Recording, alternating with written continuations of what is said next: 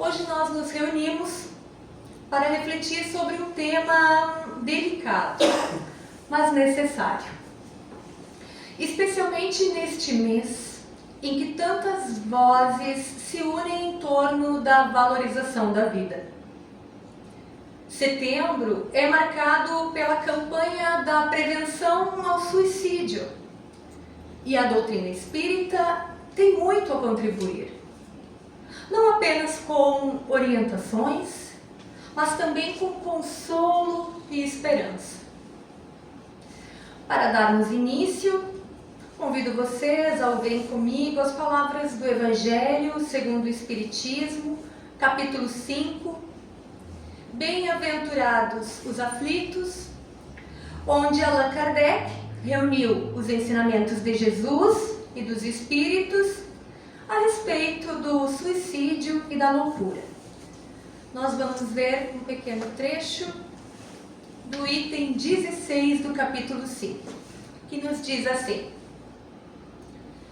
os principais incentivadores do suicídio e que levam o homem à fraqueza moral são a descrença em alguma religião, a dúvida de que a vida continua após a morte, as ideias materialistas e a revolta contra os infortúnios da vida. E continua em seguida, através dos ensinamentos espíritas, a dúvida sobre a continuidade da vida após a morte já não existe mais. Com paciência e resignação, a ideia do suicídio é afastada naturalmente, levando o homem a manifestar a sua coragem moral. Está no Evangelho segundo o nosso Espiritismo.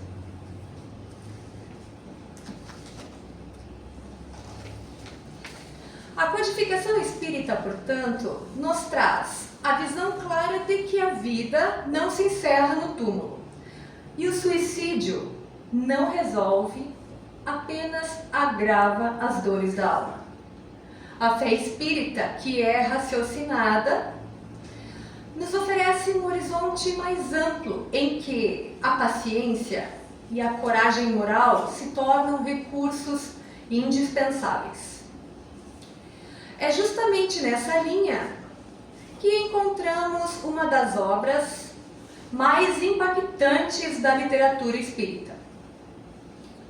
Memórias de um Suicida, psicografado por Ivone Amaral Pereira, sob orientação do espírito Camilo Cândido Botelho, um pseudônimo atribuído ao escritor português Camilo Castelo Branco. Eu procurei se eu tinha algum livro desse autor e encontrei na minha casa, ele enquanto encarnado, Camilo Castelo Branco, e no início do livro diz assim, quis trazer para vocês. Camilo Castelo Branco nasceu em 1825 na cidade de Lisboa e suicidou-se em 1º de junho de 1890, em São Miguel de Seide, quando teve a certeza de que ficaria cego. Portanto, nossa comprovação. Publicado então pela Federação Espírita Brasileira em meados da década de 50, o livro apresenta um retrato vívido e profundo do destino daqueles espíritos que, diante das dores da vida terrena, escolheram interromper a própria existência. Ivone, com sua mediunidade sensível e responsável, transmitiu do mundo espiritual as lições que um grupo de desencarnados pôde oferecer como advertência, mas também como uma mensagem de esperança. Memórias de um Suicida é considerado um dos 10 melhores livros espíritas publicados no século XX, segundo uma pesquisa realizada em 1999. Porém, não é uma leitura simples. Ao contrário, é denso, doloroso e profundamente educativo. Ele nos mostra, o livro, o Vale dos Suicidas, uma região espiritual marcada pelo sofrimento daqueles que romperam a vida de forma abrupta. Mostra também o trabalho incansável da misericórdia divina que nunca abandona seus filhos, mesmo aqueles que se perderam em seus próprios erros. Na nossa conversa de hoje, não falaremos apenas sobre um livro ou uma teoria. Nós vamos percorrer, ainda que muito resumidamente, essa jornada narrada por Ivone Pereira para compreender melhor as consequências do suicídio e a grandeza da misericórdia divina e a certeza de que a vida continua sempre. Vamos ver um pouquinho sobre o drama dos espíritos suicidas. Ao iniciar o relato de Memórias de um Suicida, nós somos conduzidos então à experiência de Camilo Cândido Botelho, espírito que se apresenta como um escritor português, como já vimos. Em vida, Camilo enfrentou dores, decepções e conflitos íntimos que o levaram à decisão extrema, o suicídio. Assim como tantos, acreditava que, pondo fim ao corpo, poria fim também às suas angústias. Mas a realidade que encontrou após a desencarnação foi muito diferente. Logo após a morte, Camilo e outros que haviam praticado o mesmo ato foram atraídos por suas próprias vibrações para uma região de sofrimento conhecido como Vale dos Suicidas. Esse local, descrito no livro com riquezas de detalhes, é um ambiente de trevas, de dor e desespero, construído pelas próprias vibrações mentais daqueles que ali estão. É um espaço coletivo de expiação, onde cada espírito revive incessantemente as circunstâncias que marcaram o seu ato de autodestruição. No vale, os espíritos estão cercados pelas lembranças dolorosas. Muitos ainda carregam no corpo as impressões físicas, as feridas, a sensação da automutilação, lembranças do instante que deram fim à vida. Não há o alívio imediato que eles procuraram com a morte, nem paz. Ao contrário, há uma extrema ampliação das dores emocionais e físicas. Camilo descreve que o suicida não se liberta. Ele continua vivendo consciente, mas profundamente mergulhado em sofrimento. Os gritos, gemidos, lamentos ecoam pelo vale, criando uma atmosfera de profunda angústia. Os espíritos se sentem como prisioneiros de si mesmos, envolvidos em culpa e remorso. A grande lição que o livro vai nos trazer logo nessa primeira parte é que o suicídio não é o ponto final, mas um ponto de continuidade em condições ainda mais difíceis da que estávamos.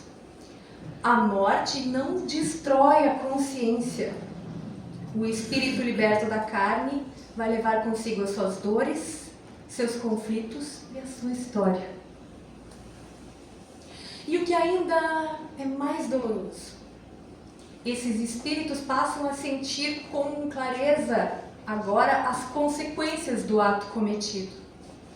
Percebem a dor que causaram nos familiares que ficaram, a responsabilidade diante das tarefas que abandonaram, as oportunidades de aprendizado que desperdiçaram e deixaram na terra. O Vale dos Suicidas, portanto, não é um castigo imposto por Deus, de forma alguma, mas é um reflexo natural das escolhas humanas. Cada espírito ali está passando pelas consequências da sua própria decisão. A lei divina é perfeita. Ela não pune arbitrariamente, mas sim permite que colhamos exatamente o que semeamos, para que possamos, desta forma, pelas nossas experiências, aprender a evoluir. No entanto, mesmo nesse cenário de dor, o livro mostra um fio de esperança. Camilo, em meio à sua agonia, começa a perceber que não está sozinho. Outros espíritos partilham da mesma condição. E pouco a pouco vai surgindo neles a lembrança de que Deus existe e que não abandona nenhum de seus filhos. Essa lembrança é como uma chama, ainda fraca, mas suficiente para acender a esperança de um dia poder recomeçar. O drama dos espíritos suicidas nos ensina que a vida é um bem inestimável e que desistir dela apenas vai prolongar as nossas aflições. A dor que se busca evitar na Terra retorna multiplicada no mundo espiritual. Mas também nos mostra que, mesmo no mais profundo sofrimento, a misericórdia divina permanece vigilante, aguardando somente o momento em que pedirmos o socorro. Vamos falar um pouco sobre assistência espiritual. Apesar da grande dor que é descrita nas primeiras páginas, Memórias de um Suicida não é um livro de desespero. Pelo contrário, a sua essência é de esperança, porque revela a ação constante da misericórdia divina. Camilo e seus companheiros, logo após um longo período de sofrimento, passam a receber visitas espirituais especiais. Equipes de trabalhadores do bem, pertencentes à Legião dos Servos de Maria. E por isso que eu disse que não é por acaso que hoje só tinha ela para a gente colocar aqui no nosso telão. Essas caravanas são organizadas com espíritos de luz, que se dirigem ao vale para resgatar aqueles que já demonstram algum arrependimento e desejo de se renovar. Camilo descreve a emoção desse momento, porque para espíritos mergulhados em desespero, a simples presença de uma equipe iluminada é uma centelha de renovação.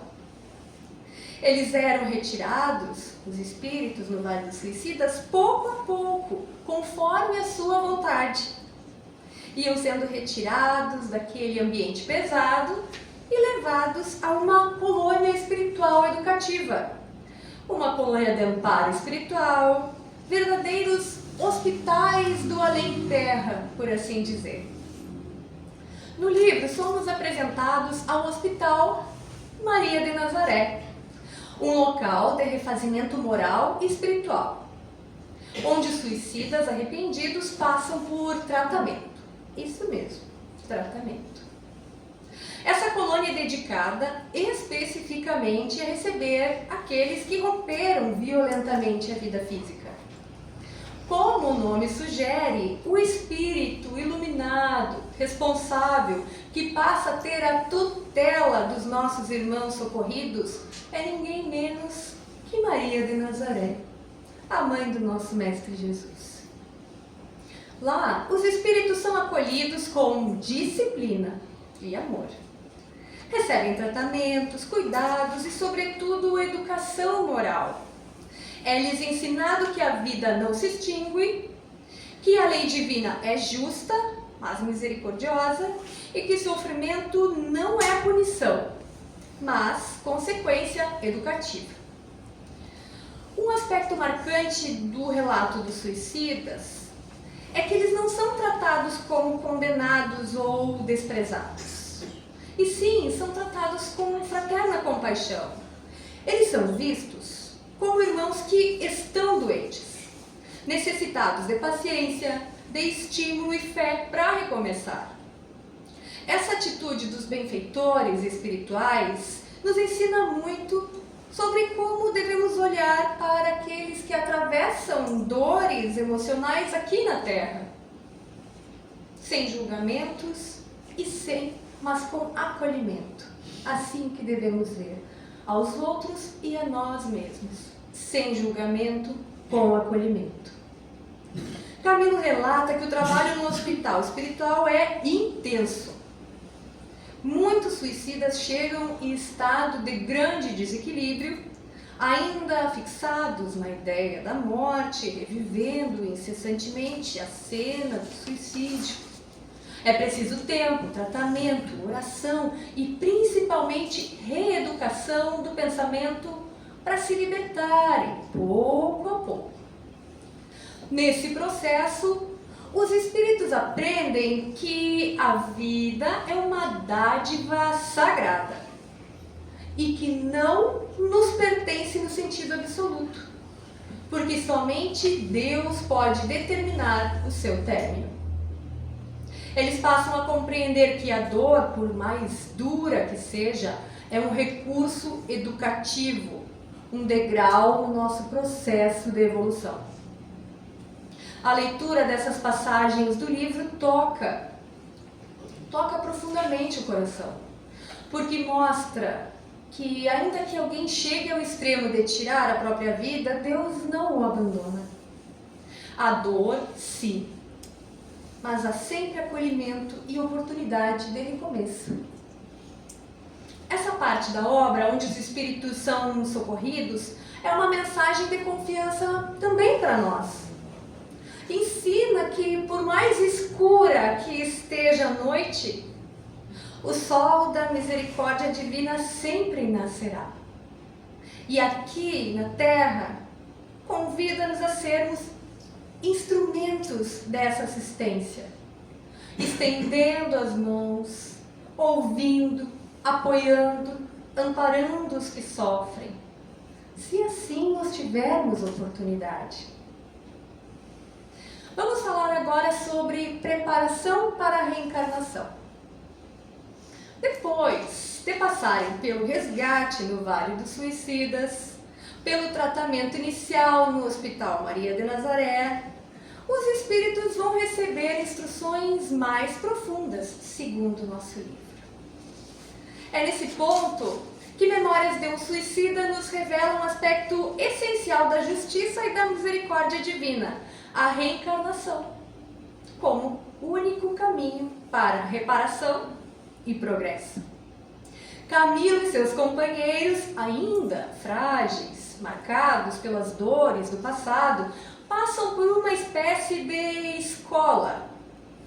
Ali aprendem sobre as leis divinas, sobre a importância da vida corporal e sobre as consequências dos seus atos.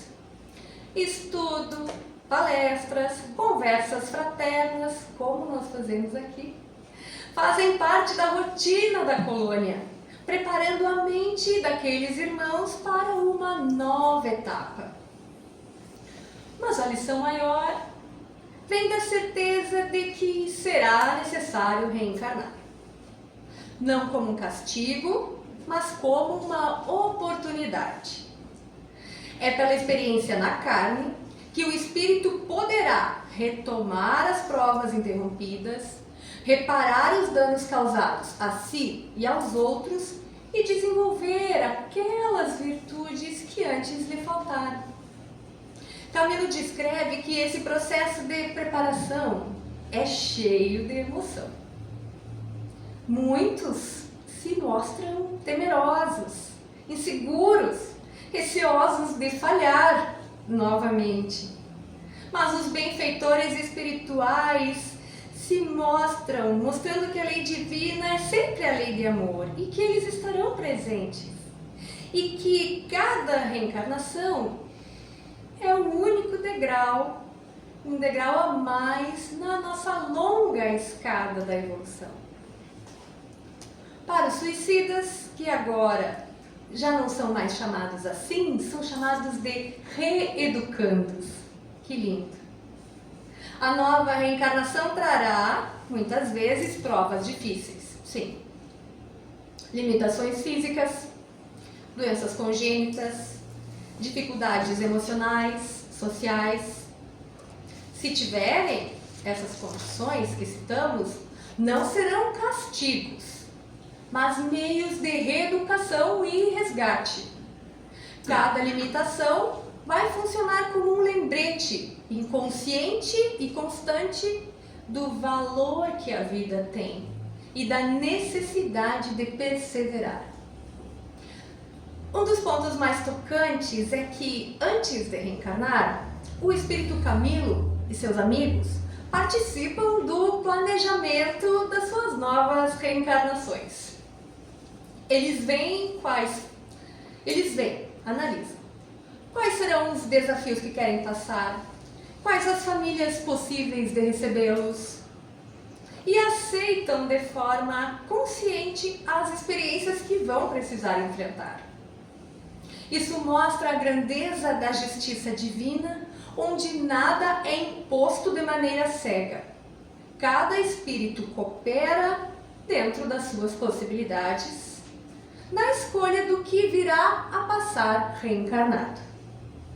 No caso de Camilo e seu grupo, eles compreenderam que as futuras existências serão marcadas por provas severas, justamente para que possam aprender a valorizar a vida e desenvolver virtudes como paciência, fé, resignação. Ao mesmo tempo, recebem a certeza de que não estarão sozinhos, de que mentores espirituais os acompanharão, sustentando-os nos momentos de fraqueza. Essa preparação para a reencarnação é uma das partes mais belas do livro, porque transforma a dor em esperança. Mostra que nenhum erro é definitivo e que sempre há possibilidade de recomeçar. Mesmo a decisão extrema do suicídio não condena ninguém a uma perdição eterna.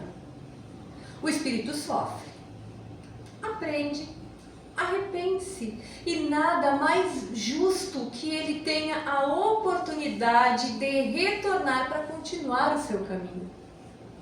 Para nós, leitores e ouvintes, essa mensagem é de consolo. Quantas vezes nos sentimos esmagados pelas dificuldades da vida e pensamos não haver saída? O relato de Memórias de um Suicida nos mostra que a vida, mesmo em meio à dor, é sempre oportunidade de aprendizado, se assim quisermos, e que as portas da misericórdia jamais se fecham.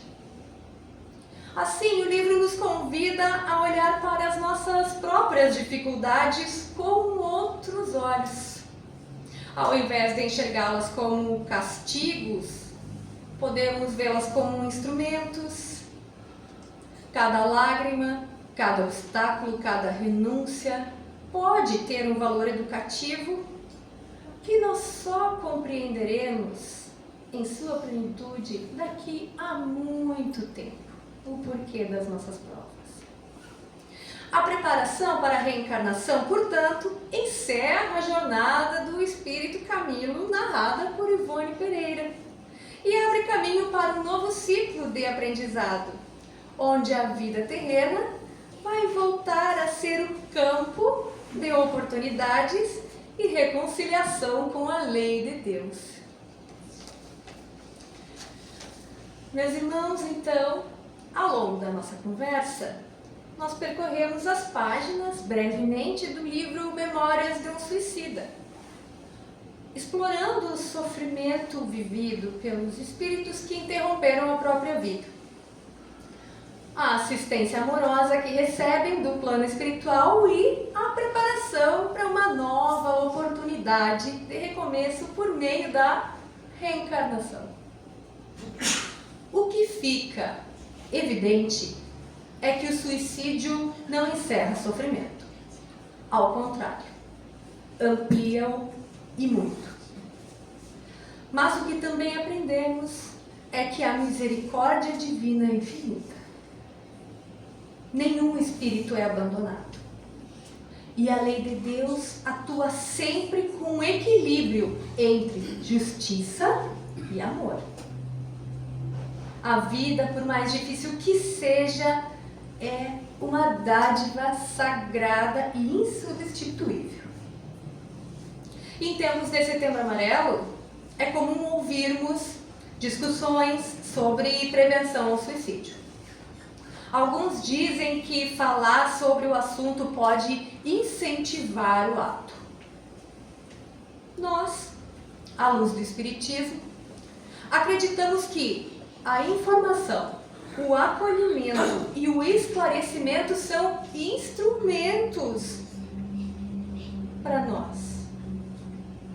Mostrar a realidade das consequências espirituais de um suicídio pode ser um ato de amor e não de incentivo. É uma forma de conscientização que pode sim salvar vidas. A doutrina espírita nos ensina que o suicídio é uma escolha equivocada, que traz dor não apenas para o espírito, mas também para os familiares e para os amigos. No entanto, também nos revela que sempre há uma oportunidade de reparação e recomeço, pois a vida não termina com a morte do corpo. A mensagem de Camilo e de Ivone é clara: nunca é tarde para aprender, arrepender-se e buscar o bem. Que possamos levar dessas palavras a coragem moral, a paciência, a fé, a compreensão de que a vida é um caminho de aprendizado constante. Que saibamos ouvir, apoiar, estender a mão a quem se encontra em sofrimento, oferecendo não apenas consolo, mas orientação e esperança. E se for você a precisar de ajuda, procure. Pode procurar aqui conosco, no nosso centro. Nós temos trabalhos internos e externos, preparados especialmente para te ouvir e para te acolher. E acima de tudo, que cada um de nós compreenda que tirar a própria vida nunca será uma solução. As provações da existência são instrumentos divinos para o nosso crescimento. Ainda que dolorosas, elas são oportunidades de evolução. Quero fazer um convite para vocês. Vamos encerrar essa reflexão com o nosso coração sereno, apesar da história?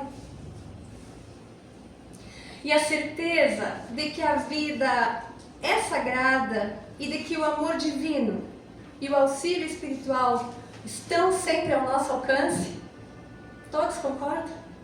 Sim? Sim.